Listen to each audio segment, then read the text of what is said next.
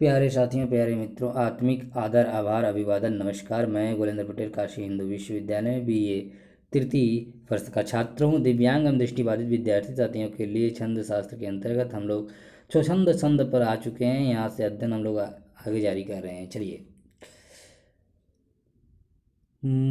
मुक्तक से हटकर जब प्रबंध और प्रगीत जैसे नवीन भाव और अभिव्यक्तियों के काव्य रूप आने लगे तो उसकी भाव अनुरूप प्रवाहिकता और संगीतमयता के लिए छंदों के क्रमागत ढांचे अपर्याप्त पड़ने लगे।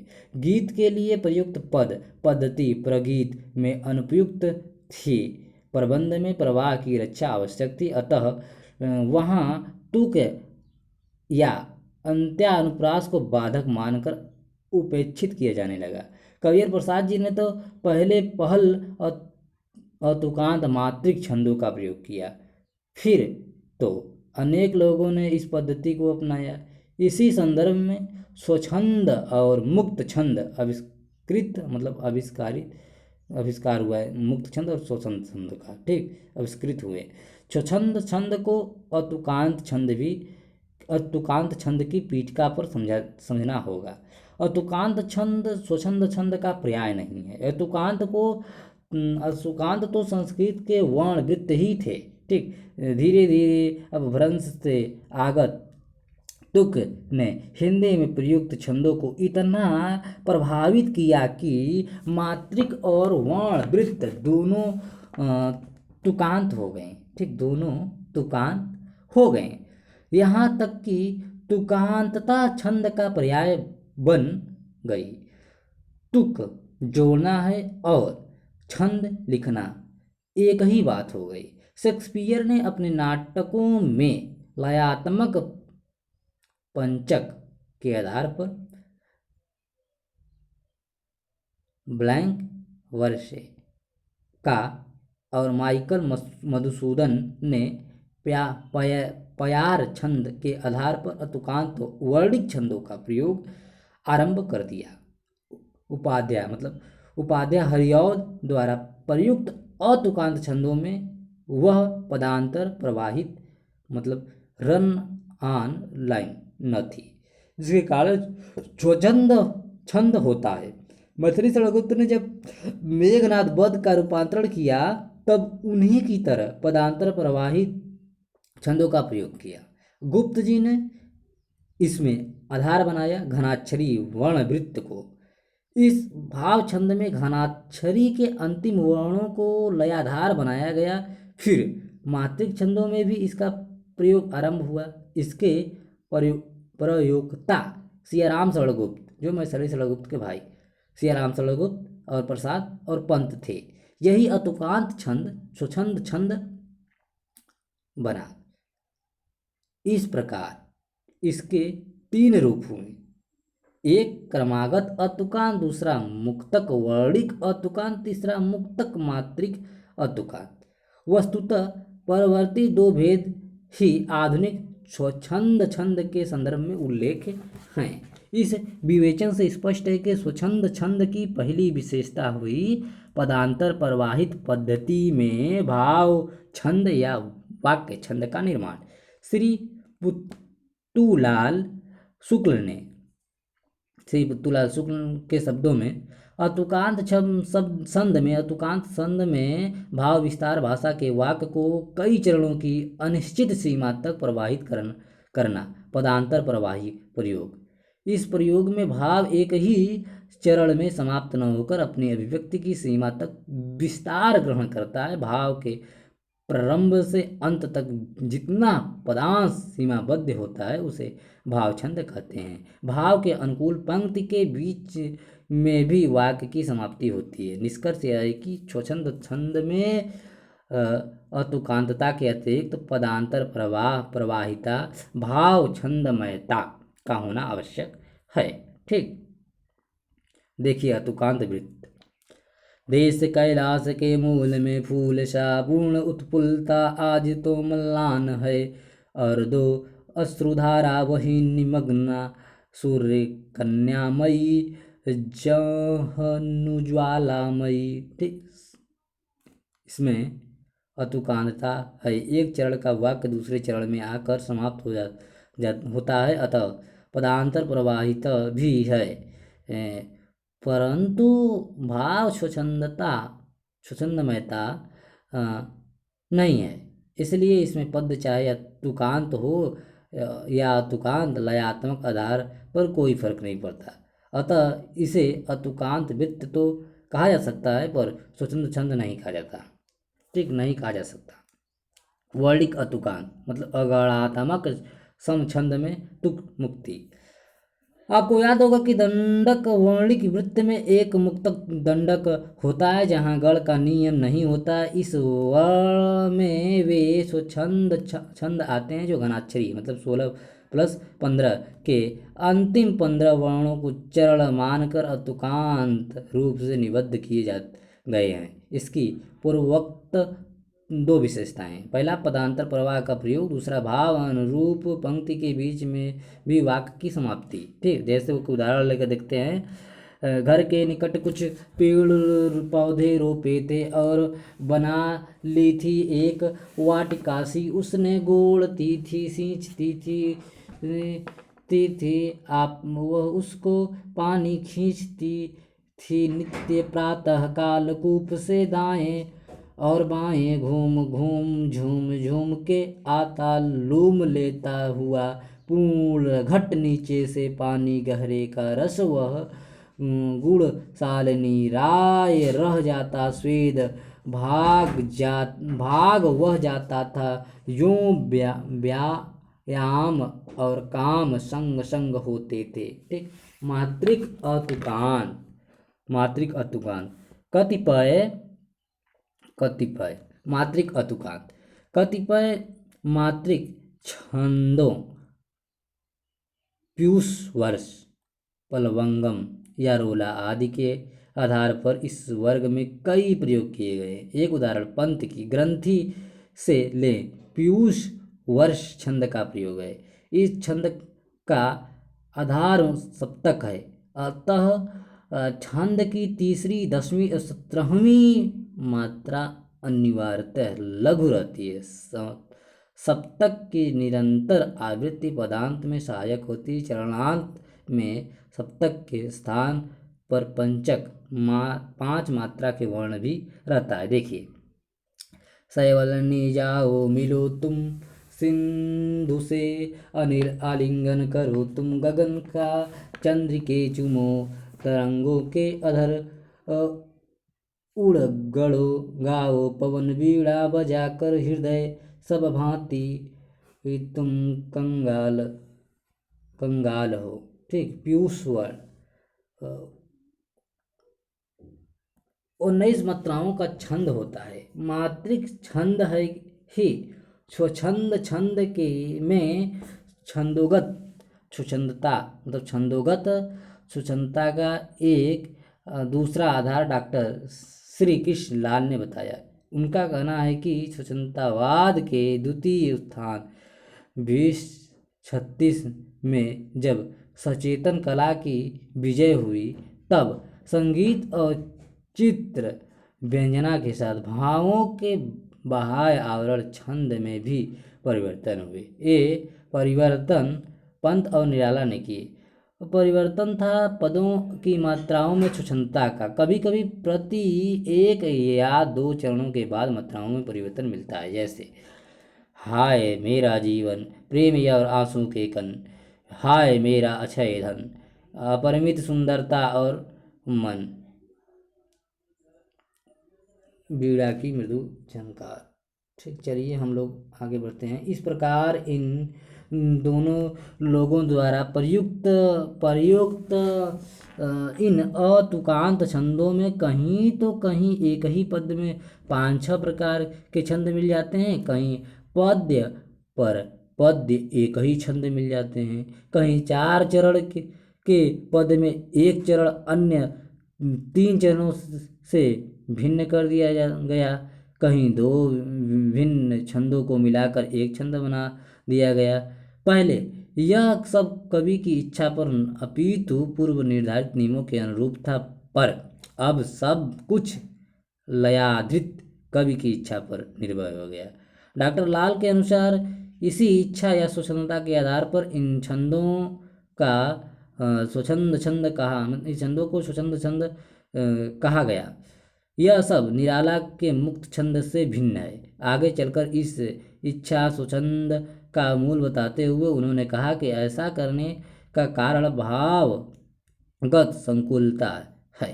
पहले लोग एक ही भाव का वर्णन करते थे और एक ही छंद में उसकी प्रकृति बांध लेते थे। छायावाद की भाव उद्रिक भूमि पर कविगण कभी कभी भाव सांकर्मवश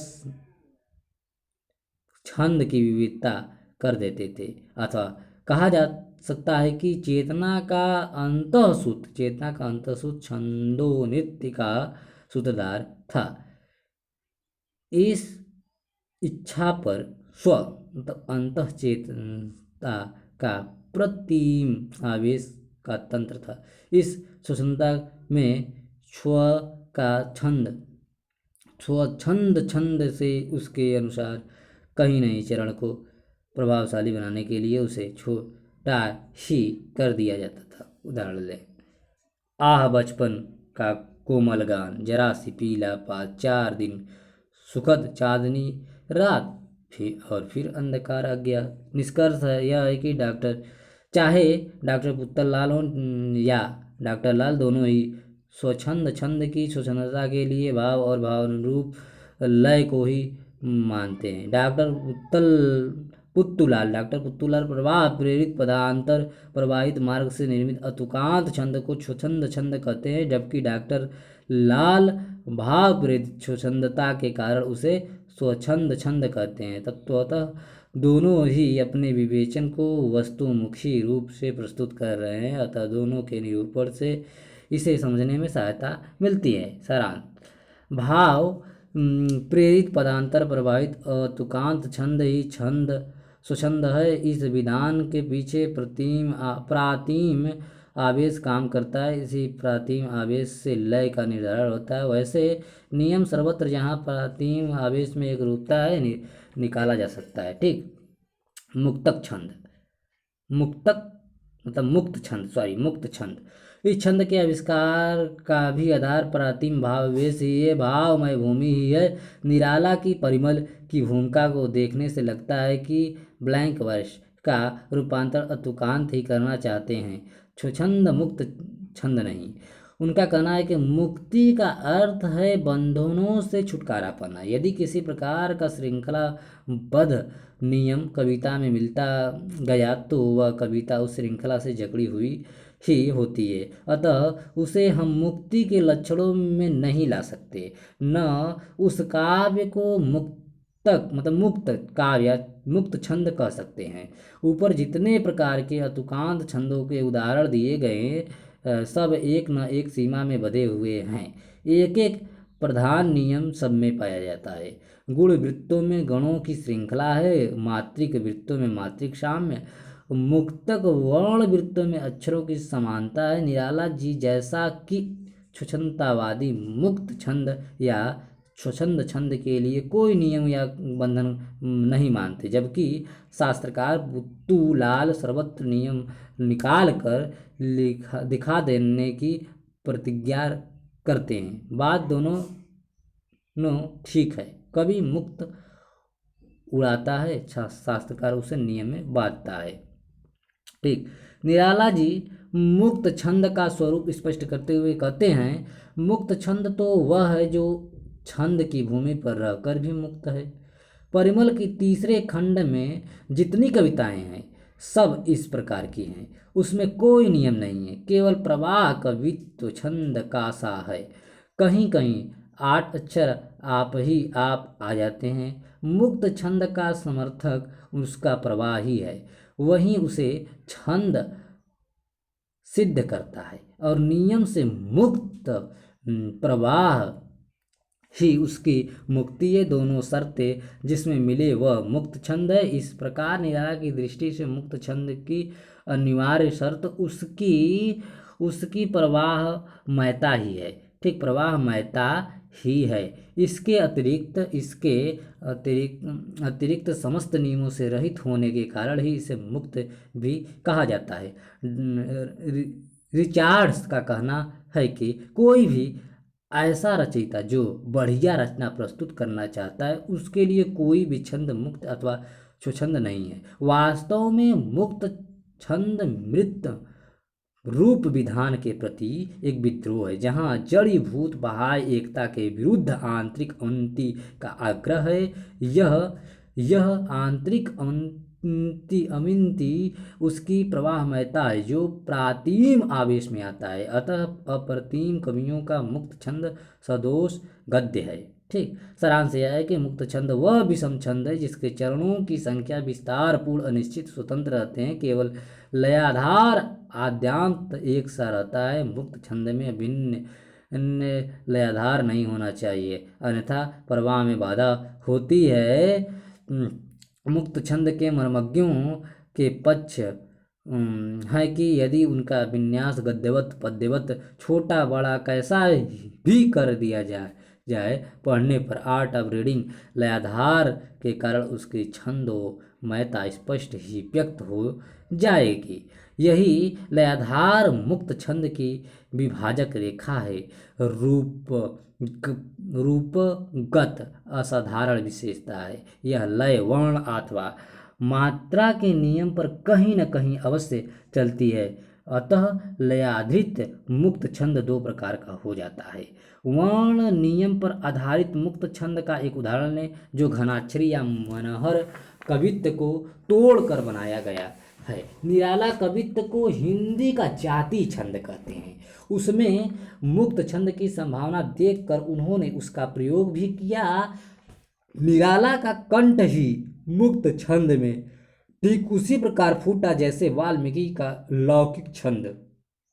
उदाहरण: बीजन वन्न वल्लरी परसोती थी सुहाग भरी स्नेह स्वप्न मग्न अमल कोमल तनु तरोड़ी जूही की कली दृग्बंध की शिथिल पत्रांक में। ठीक, छंद की लय स्पष्ट ही घनाक्षरी की है।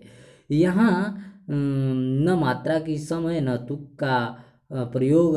यहाँ चरणों में भाव भी नहीं बदे, अपितु भाव अनुकूल चरण विन्यास है। यहाँ भावेश के अविच्छिन्न प्रवाह के साथ छंद की समाप्ति होती है, न कि भाव को काट काट 3-4 घनाक्षरियों में कविता की गई है। ठीक, इस प्रकार यहाँ तक वर्ण वृत्त या मात्रा वृत्त के साथ स्वच्छंद छंद और मुक्तक छंद का विचार किया गया। ठीक, अब हम लोग आगे बढ़ रहे हैं, सारांश देखते हैं छंद का।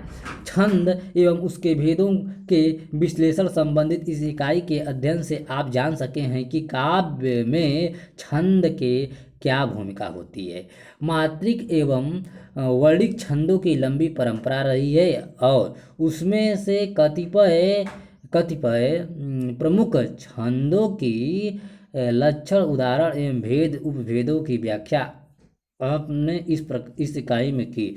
समय के अंतराल एवं आधुनिक युग के आगमन से पारंपरिक छंदों के साथ साथ मुक्त एवं स्वच्छंद छंदों का भी आगमन हुआ और उन्होंने भी अपना महत्वपूर्ण स्थान बना लिया। कुल मिलाकर प्रमुख मात्रिक एवं वर्णिक छंदों के सम अर्धसम विषम आदि भेदों का विस्तृत विवेचन आपने किया। यूं छंदों की संख्या बहुत बड़ी है और सभी छंदों का लक्षण उदाहरण सहित विवेचन यहाँ अपेक्षित भी नहीं है। कुछ प्रमुख एवं महत्वपूर्ण छंदों को ही इस इकाई में रखा गया है पर छंद विवेचन संबंधित इन दोनों इकाइयों से यह स्पष्ट है कि छंद विधान न तो कोरी तुकबंदी और न ही मात्रा एवं वर्णों की निश्चित संख्या अनुसार परिगणन मात्र भाव अनुकूल लय एवं प्रवाह ही छंद के वास्तविक स्वरूप के वाचक बनते हैं। यही कारण है कि छंद की संस्कृत प्राकृत अपभ्रंश से चली आती सुदीर्घ परंपरा आज भी विद्यमान है। उसका अपना ही अलग महत्व है। ठीक, अपना ही महत्व भी है। कुछ उपयोगी पुस्तकें देख लीजिए जिसमें के द्वारा हम लोग छंद को अच्छी तरह से समझ सकते हैं। तो काव्यांग विवेचन डॉक्टर भागीरथ मिश्र की एवं डॉक्टर बलभद्र मिश्र स्मृति प्रकाशन इलाहाबाद से है, ठीक। और दूसरी पुस्तक है काव्य दर्पण, काव्यांग दर्पण, डॉक्टर विजय बहादुर अवस्थी, दिल्ली पुस्तक सदन दिल्ली से। और तीसरा जो पुस्तक है काव्य सिद्धांत, डॉक्टर ओम प्रकाश शास्त्री, ठीक, आर्य बुक डिपो करोल बाग नई दिल्ली से। छंद प्रभाकर श्री जगन्नाथ प्रसाद भानु। छंद मंजूषा पंडित रमाशंकर शुक्ल रसाल। काव्यांग कौमुदी पंडित विश्वनाथ प्रसाद मिश्र की भाग 1, 2, 3 करके आती है, उसको भी देखा जा सकता है, ठीक। तो चलिए अब हम लोग पहुंच चुके हैं अलंकार एवं उसके भेद पर, तो इसको अगले वीडियो में हम लोग रिकॉर्डिंग करेंगे। तो प्यारे साथियों, प्यारे मित्रों, आप सभी से पुनः साहित्यिक सहृदय से मैं निवेदन करता हूँ कि यह रिकॉर्डिंग वीडियो मैं दिव्यांग एवं दृष्टिबाधित के लिए बनाया हूँ, तो कृपया आप उन्हें शेयर कीजिए। शुरू से अंत तक बने रहने के लिए बहुत बहुत धन्यवाद। आत्मिक आभार।